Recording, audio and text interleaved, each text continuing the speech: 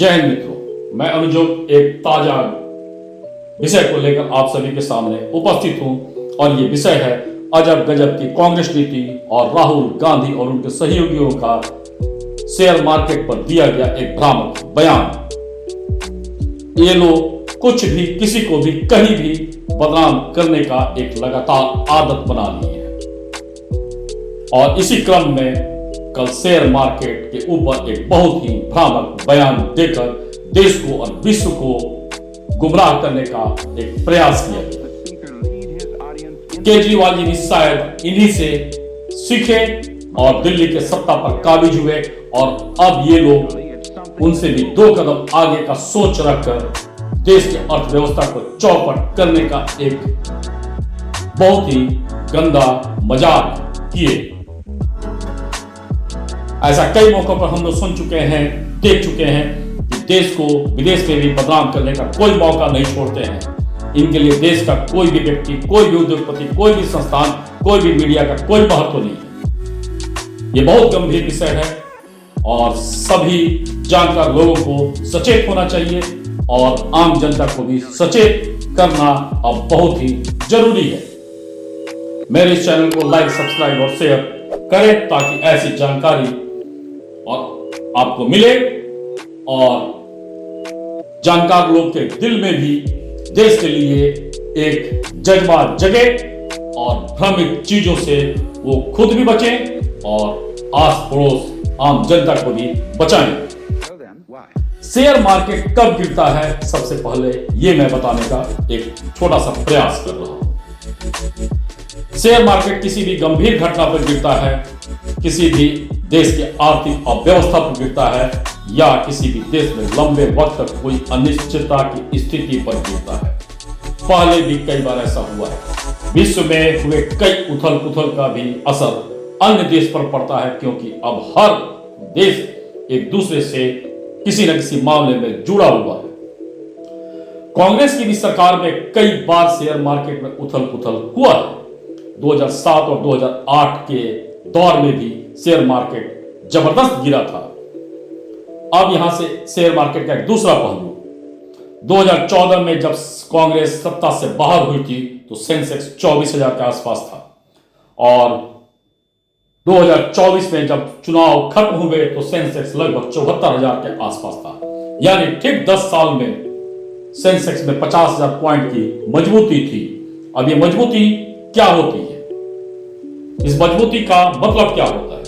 इसका मतलब विश्व का विश्वास 2014 के बाद भारत पर बढ़ा है। इसका मतलब विश्व में सरकार की नीति मजबूत दिखी है।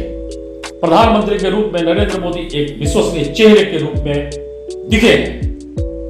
एग्जिट पोल के बाद इसी चेहरे के बने रहने की उम्मीद पर सेंसेक्स में उछाल आया था।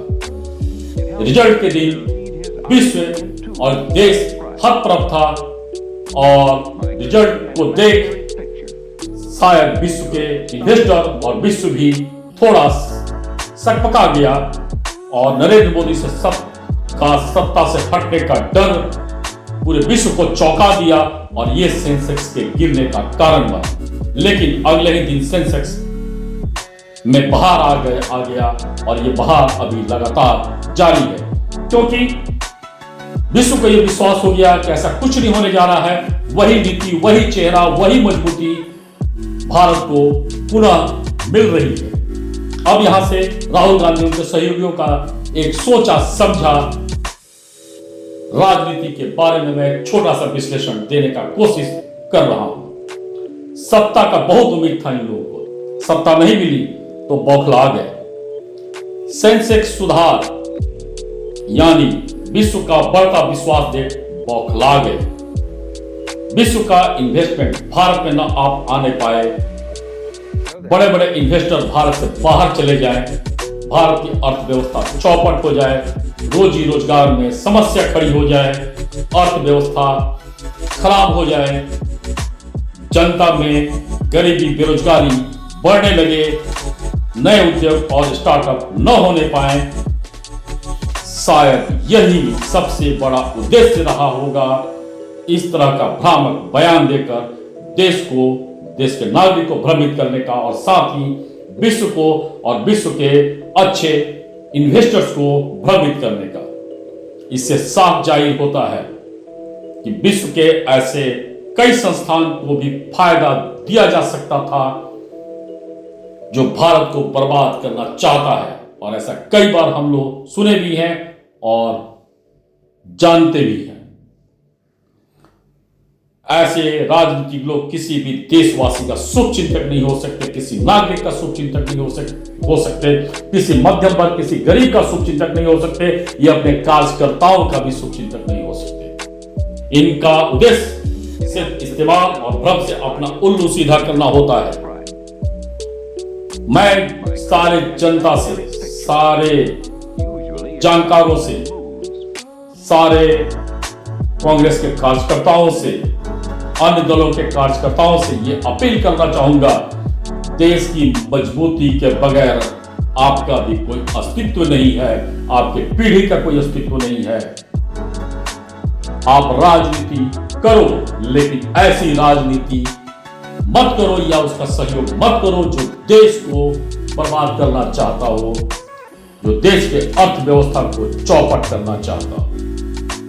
इससे अगर आप बचेंगे तो ही मजबूत देश का निर्माण हो पाएगा, और मजबूत देश मतलब आपकी पीढ़ी का सुरक्षा हो पाएगा। धन्यवाद। जय हिंद,